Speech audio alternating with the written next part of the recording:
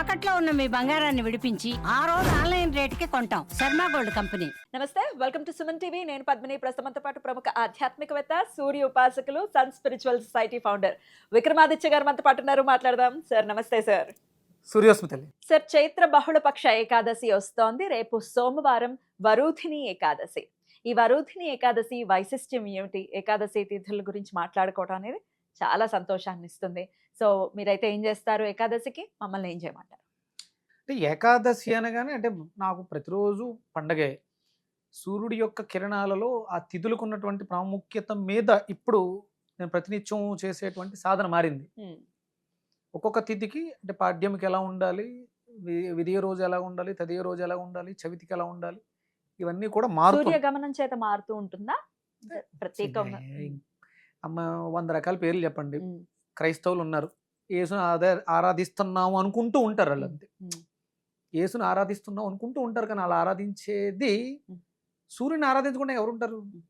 క్రైస్తవ అయినా, ముస్లిం అయినా, హిందూ అయినా, ఎవరైనా సరే ఒక్కడే ఆరాధన. ఆయన లేకపోతే సర్వం శూన్యం. ఏముంది ఇంకా? ఆయన నడకతోటే ఈ తిథులు ఇవన్నీ ఏర్పడి ఇక ఒక్కటే ఉంటది ధర్మం. ఇది శాశ్వతంగా ఉండిపోద్ది. ఇది మించి ఇంకోటి ఉండదు. చాలా రకాల మధ్య మధ్యలో వస్తాయి, అవన్నీ కూడా కాలగర్భంలో కలిసిపోతాయి. అవన్నీ చరిత్రలో చదువుకుంటాం అంతే. ఉండే కొద్ది పిల్లలు ఒకటే ఒక్క మతం ఉంటుంది. అది రాబోతున్న రోజుల్లో అదే ప్రూవ్ అవుతోంది కూడా. ఇక్కడ అంటే నేనేమంటానంటే, మీరు అడిగిన దానికి అర్థం తెలియాలి ఫస్ట్. సంస్కృతం నేర్చుకోమని చెప్పే దానికోసమే. వరుధిని అంటే రుధిరం. వరుధిని అంటే రక్షించే, కాపాడే. ఎంత మంచి పేరు! అసలు ఏకాదశులకు ఉండే పేర్లని ఏదో యాదృచ్ఛికంగా పెట్టినవి కావు, ఎంత అర్థవంతంగా. రక్షించే, కాపాడే అంత అర్థం ఉంది వరుధినికి. అంటే ఇంకా విడదీస్తే ఇంకా చాలా వస్తాయి. ఒక పదాన్ని విడదీస్తే కొన్ని వేల అర్థాలు వస్తాయి. అది సంస్కృతం అంటే సందర్భాన్ని బట్టి.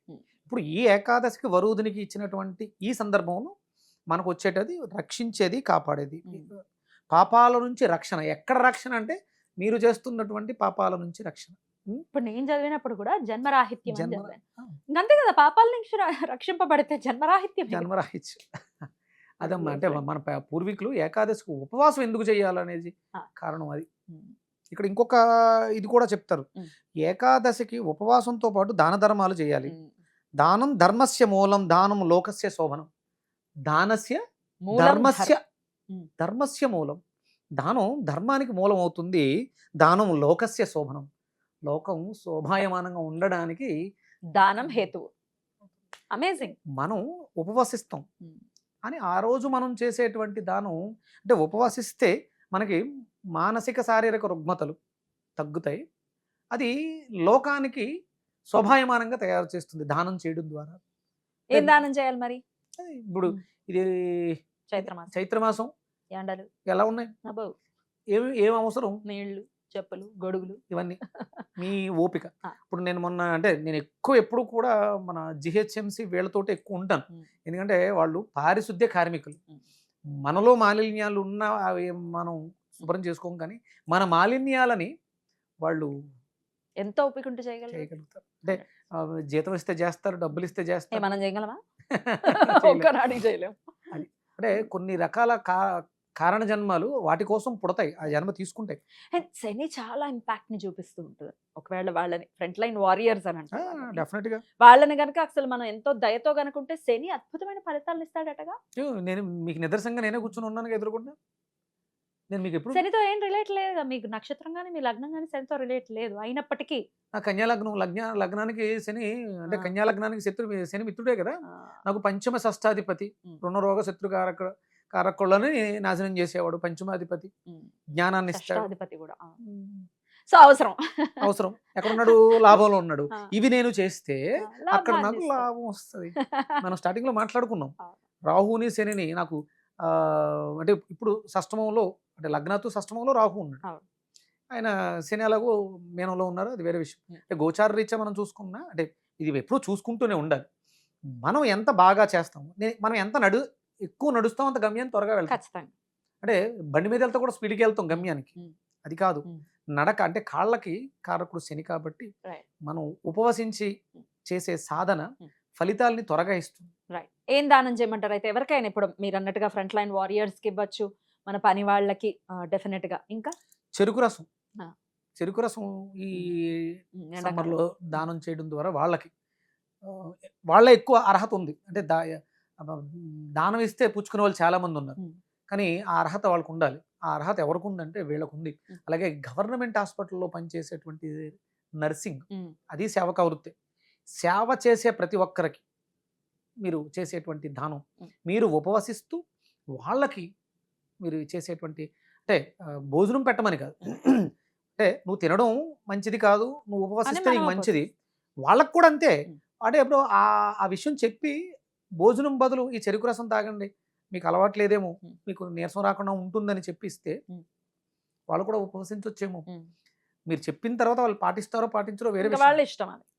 కానీ మన బాధ్యతగా చెప్పటం, దానికి ప్రత్యామ్నాయంగా ఇవ్వటం మన బాధ్యత. రైట్. అలాగే సమ్మర్లో కాళ్ళు కారుతాయి కాబట్టి చెప్పులు దానం, ఎండ పడకుండా ఉండడానికి గొడుగులు దానం, ఇలాంటివి మనం దానాలు చేసి, ఉపవాసం అంటే ఏదో స్వలాభం, నాకు మంచి చేస్తుంది, అది దాన ధర్మం అనేది చేసుకుంటూ వెళితే సమాజంలో మార్పు వస్తుంది. రైట్. వరుధిని ఏకాదశిని ఈ రకంగా మనం సెలబ్రేట్ చేసుకోవడం వల్ల స్వలాభం, స్వామి కార్యం, స్వకార్యం స్వకార్యం. రెండు కలిసి. తప్పకుండా. ఒక్క నామం ఏదైనా విష్ణువుకి సంబంధించి చెప్తే నిరంతరం దాన్ని చేసుకోవడానికి అనుగుణంగా ఆ రోజు.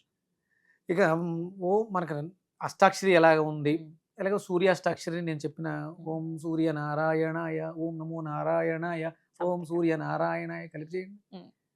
విష్ణువుగా వ్యాపించి ఉన్నాడు నారాయణుడే కదా, సూర్య నారాయణుడు. ఓం సూర్య నారాయణాయ, ఓం నమో నారాయణాయ. ఆ నారాయణుడే ఈ సూర్య నారాయణుడు. ఓం సూర్య నారాయణాయ, ఓం నమో నారాయణాయ. ఇంకొంచెం గట్టిగా, ఇంకొంచెం బాగా ఓ మంత్రం చెప్దాం. ఉజ్వలం వీర్యం, చెప్పండి. ఉజ్వలం ఉజ్వలం వీర్యం, మహాశౌర్యం, మహాశౌర్యం, ప్రజ్వలంతం ప్రజ్వలంతం, సహస్రముఖం, సహస్రముఖం, తేజోమయం, తేజోమయం, దినకర రూపం, దినకర రూపం, భాస్కరం, భాస్కరం, తం ప్రణమామ్యహం. తం ప్రణమామ్యహం. బ్యూటిఫుల్. ఉగ్రం వీరం, ఉజ్వలం వీర్యం, మహాశౌర్యం, ప్రజ్వలంతం, సహస్రముఖం, తేజోమయం, దినకర రూపం, భాస్కరం, తం ప్రణమామ్యహం. ఇది నరసింహస్వామికి సంబంధించిన నామంలాగా కూడా అనిపిస్తుంది. ఉగ్రం వీరం మహావిష్ణుం. నాకు ఆ ఉగ్రత వద్దుని భరించలేను, తట్టుకోలేను. ఉజ్వలం అభివృద్ధి, ఉజ్వలం వీర్యం, మహాశౌర్యం, అంటే నా దగ్గర ధైర్యం ఉంది, వీర్యం ఉంది, శౌర్యం ఉంది. ఉజ్వలం వీర్యం, మహాశౌర్యం, ప్రజ్వలంతం, సహస్రముఖం, 1000 ముఖాలు కలిగిన అగ్ని, తేజోమయం, బ్రైట్నెస్, దినకర రూపం, దినకర రూపం, భాస్కరం, తం ప్రణమామ్యం. ఇది కూడా చదువుకోవచ్చు. ఎన్నిసార్లు చేయమంటారు? ఓపికమ్మ, నేనైతే 108 హోమం చేస్తాను. ఉజ్వలం వీర్యం, స్వాహ, తం నమామి భాస్కరం అని స్వాహ అని స్వాహ. వేస్తారు. అద్భుతం. చాలా చక్కగా తెలియజేస్తారు. ఖచ్చితంగా వరుధిని ఏకాదశిని ప్రతి ఒక్కరూ కూడా వినియోగించుకుని ఉజ్వలంగా వాళ్ళ భవిష్యత్తులు మారాలని మనస్ఫూర్తిగా కోరుకుంటూ కృతజ్ఞతలు సార్. నమస్తే. సూర్యోస్మిత. సూర్యోస్మి.